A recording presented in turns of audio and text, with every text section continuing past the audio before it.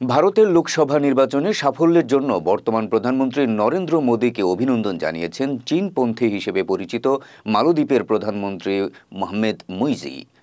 সামাজিক যোগাযোগ মাধ্যমে দেওয়া এক পোস্টে মোদীর পাশাপাশি তার দল বিজেপি এবং তাদের নেতৃত্বাধীন এনডিএ জোটকেও শুভেচ্ছা জানান মুইজু। পোস্টে তিনি লিখেন, ভারতে ২০২৪ সালের সাধারণ নির্বাচনে টানা তৃতীয় মেয়াদে সাফল্য পাওয়ায় প্রধানমন্ত্রী নরেন্দ্র মোদী বিজেপি ও বিজেপি নেতৃত্বাধীন এনডিএকে অভিনন্দন।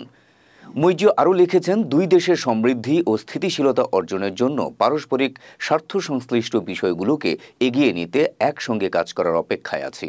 শুধু মালদ্বীপ নয়, মোদীকে অভিনন্দন জানিয়েছেন বিশ্বের আরও কয়েকজন নেতা।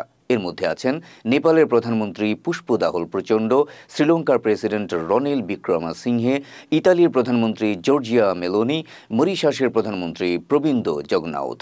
উল্লেখ্য, সদ্য শেষ হওয়া লোকসভার ৫৪৩টি আসনের চূড়ান্ত ফলাফলে ২৪০ আসনে জয় পেয়েছে ক্ষমতাসীন দল বিজেপি, ৯৯টি আসনে জয় পেয়েছে প্রধান বিরোধী দল কংগ্রেস। তাই একক সংখ্যাগরিষ্ঠতা না পাওয়ায় জোটবদ্ধভাবেই এবার ক্ষমতায় যেতে হচ্ছে নরেন্দ্র মোদীকে।